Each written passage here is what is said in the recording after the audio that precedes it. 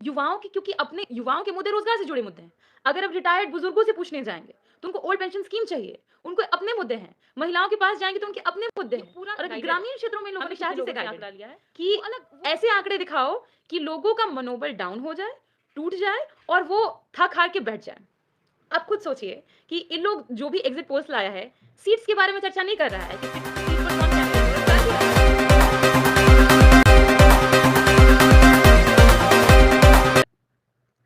आज हम exit polls के ऊपर चर्चा करने के लिए आप लोगों के साथ जुड़े हैं, क्योंकि कई भ्रामक खबरें आ रही हैं और ये एग्जिट पोल्स भी उन भ्रामक खबरों का ही हिस्सा है। आपने देखा कि कितना मतदान हुआ है बिहार में, 5 करोड़ के अप्रॉक्सी मतदान हुआ है। और जो एग्जिट पोल्स कई आंकड़े दिखा रहे हैं, एनडीए 160 ला रहा है, 170 ला रहा है, 180 ला रहा है। सवाल ये है कि इन लोगों ने ये जो सैंपल है कितना कलेक्ट किया है और कैसे ये इस आंकड़े पर पहुंच रहे हैं, इस नतीजे पर पहुंच रहे हैं। बिहार में कुल मतदान जो हुआ है वो 5 करोड़ के अप्रॉक्स हुआ है। और अगर हम 1% भी ले लें कि मान लीजिए जो सैंपलिंग हम कर रहे हैं वो 1% भी ले लें तो 1% 5 करोड़ का 5 लाख के अराउंड आता है। लेकिन इन लोगों ने कितने लोगों की सैंपलिंग करी है? जो लोग भी दिखा रहे हैं एग्जिट पोल्स, किसी को भी आप उठा करके देख लीजिए, 5 से 10 हजार लोगों को ही की राय इन लोगों ने लेने की कोशिश की है और उनसे पूछा है।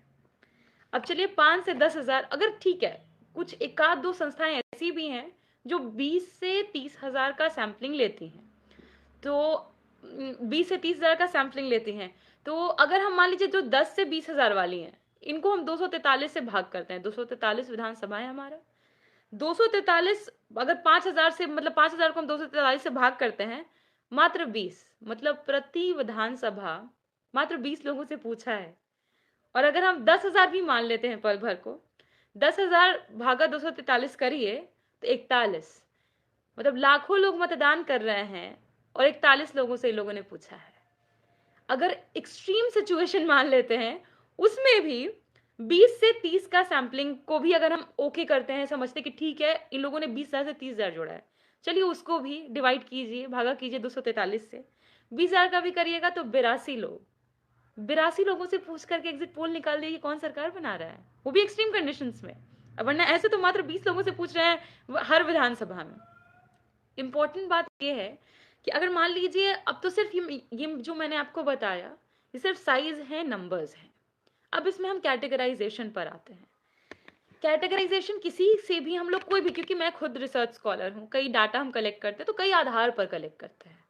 अब इनका देखिए, अब हम कैटेगरीज अगर बनाएं तो बिहार में यूथ हैं, जेंजी आबादी है, महिलाएं हैं, ओपीएस हैं, जो रिटायर्ड लोग हैं उनके अपने कंसर्न्स हैं, बूढ़े बुजुर्ग हैं, उसमें भी महिलाएं हैं, उनकी अपने कंसर्न्स हैं, कई कैटेगरीज है। अब मान लीजिए इन लोगों ने 20 लोगों से पूछा, अब उसमें कितने युवा थे ये तो किसी को पता नहीं। युवाओं की, क्योंकि अपने युवाओं के मुद्दे रोजगार से जुड़े मुद्दे हैं। अगर अब रिटायर्ड बुजुर्गों से पूछने जाएंगे तो उनको ओल्ड पेंशन स्कीम चाहिए, उनको अपने मुद्दे हैं। महिलाओं के पास जाएंगे तो उनके अपने मुद्दे हैं। और अगर ग्रामीण क्षेत्रों में इन लोगों ने कितने लोगों से आंकड़ा लिया है वो एक अलग प्रश्न है। शहरी क्षेत्रों में कितना इन लोगों ने लिया है वो अलग प्रश्न है। मतलब अगर मैं कैटेगरी वाइज भी बताऊं, अगर हम जातिगत आधार पर लें, धार्मिक आधार पर लें, तो इतनी कैटेगरीज है, 100 से ऊपर कैटेगरीज जाएंगी। और पूछा है मात्र 20 लोगों से, 30 लोगों से, 40 लोगों से हर विधानसभा में। तो क्या ये एग्जिट पोल्स भरोसेमंद हो सकते हैं? आप खुद सोचिए। इसलिए हतोत्साहित करने की लोग कोशिश कर रहे हैं। दूसरा कि इन लोगों ने जो आंकड़ा तैयार किया है ये पूरा गाइडेड है, अमित शाह जी से गाइडेड है कि ऐसे आंकड़े दिखाओ कि लोगों का मनोबल डाउन हो जाए, टूट जाए और वो थक हार के बैठ जाए। आप खुद सोचिए कि इन लोग जो भी एग्जिट पोल्स लाया है, सीट्स के बारे में चर्चा नहीं कर रहा है कि किस सीट पर कौन कैंडिडेट हो, कर भी रहा है तो गलत हो रहा है। एग्जाम्पल आपको मैं दे रही हूँ, परसा सीट से दिखा रहे हैं ये लोग कि भाजपा निकल रही है, जबकि परसा सीट पर जेडीयू लड़ रही है, भाजपा तो लड़ ही नहीं रही है। विभूतिपुर सीट, वहां से सीपीआईएम के कैंडिडेट लड़ रहे हैं अजय जी, और ये लोग ये चला रहे हैं कि वहां से आरजेडी निकाल रही है। तो जिनको ये तक पता नहीं है कि किस विधानसभा चुनाव में कौन सी पार्टी लड़ रही है, उनके एग्जिट पोल्स पे हम भरोसा करें? सबसे बड़ी बात है जो मैं कहना चाह रही थी आप लोगों से जुड़ करके कि ये सारे फर्जी आंकड़े हैं, सारे के सारे। और ये फर्जी आंकड़े दिए ही इसलिए गए हैं ताकि हमारा मनोबल डाउन किया जा सके। बिहार का इतिहास उठा के देख लीजिए, 70 से 80% जितने एग्जिट पोल्स हुए हैं बिहार को लेकर के, सब झूठे निकले हैं, सब फर्जी निकले हैं। तो ये फर्जीगिरी फैलाने के लिए जहां से ऑर्डर आया है इन कुकुरमुत्तों को, क्योंकि कुकुरमुत्ते हैं, चुनाव खत्म होता नहीं है, कुकुरमुत्ते निकल आते हैं कि हमको अपना माहौल बनाना है, कुछ पैसे छापने हैं, कुछ जुएबाजी करवानी है, सट्टेबाजी करवानी है, अपना प्रॉफिट कमाना है, इसलिए आए हैं।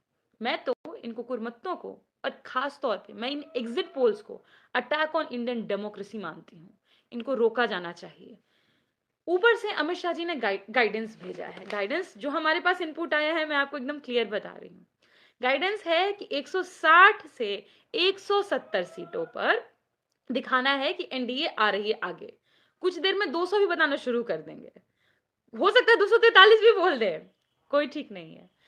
और ये इसलिए भी किया जा रहा है ताकि जो अधिकारी हैं उन अधिकारियों पर एक प्रेशर बनाया जा सके कि आपको धांधली में साथ देना है। कई अधिकारी ऐसे हैं जो चाहते हैं, ईमानदार है, चाहते हैं कि जो पोलिंग हुआ है और उस पे जब काउंटिंग हो तो कोई गड़बड़ी ना हो, ये चाहते हैं। पर अमित शाह जी पटना में बैठे हुए थे, आपको मालूम है, और बैठने के बाद उन्होंने क्या किया है, देश की सुरक्षा व्यवस्था को ताक पर रखा है। और पटना में बैठे हुए थे कि अधिकारियों से बातचीत की जाए और किसी तरीके से उनको इन्फ्लुएंस किया जाए। 4-5 अधिकारियों के हाथ में ही पूरा बिहार है और इसीलिए अफसरशाही चरम सीमा पर है। पर कई अधिकारी ऐसे हैं जो चाहते हैं कि बिहार में जो भी मतदान हुआ है उसकी जो मतगणना हो, जिस दिन काउंटिंग हो, तो उस सही तरीके से काउंटिंग हो। और उससे भी इंपॉर्टेंट बात, ये लोग अभी माहौल बना रहे हैं। माहौल बनाया जा रहा है कि हमको इतना सीट आ रहा है, हम मेरा वोट प्रतिशत इतना है, ये है, ये है, ये है, इसलिए कि हमारा मोरल डाउन हो। और जहां भी स्ट्रांग रूम है वहां से लोग हमारे इधर उधर हो जाएं कि अच्छा सरकार नहीं बन रही, ये सोचकर। यही इनका प्लानिंग है। मैं आज एक बहुत गंभीर विषय पर आपसे जुड़ी हूँ।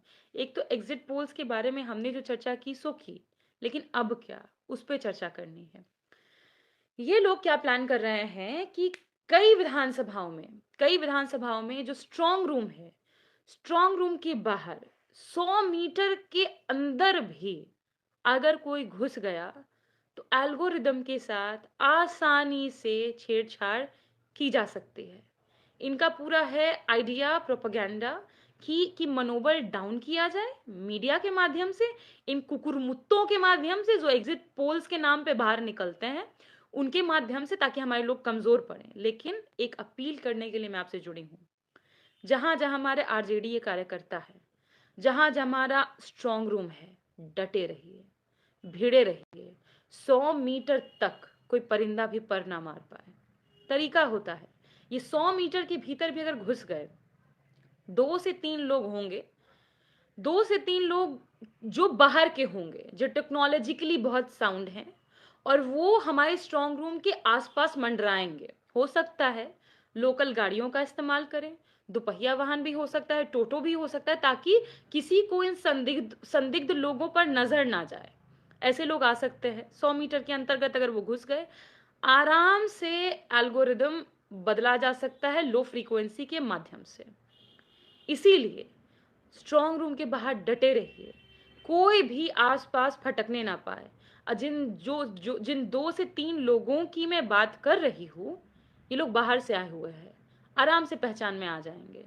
इन लोगों को बिजली की जरूरत होगी एल्गोरिदम से छेड़छाड़ करने के लिए। ध्यान रखिएगा कोई घुस ना पाए।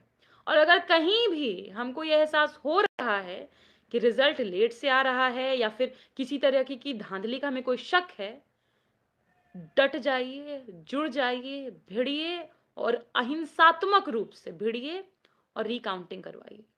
अगर रिकाउंटिंग हो गई तो फिर जो एल्गोरिदम होता है वो रीसेट हो जाता है।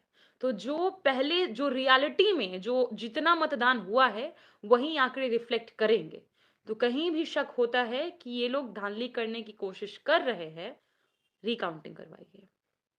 इतना ही कहना है कि सरकार हमने बना ली है, मतदान बम्पर हुआ है और हर बार जब भी मतदान बढ़ा है, आरजेडी की सरकार बनी है।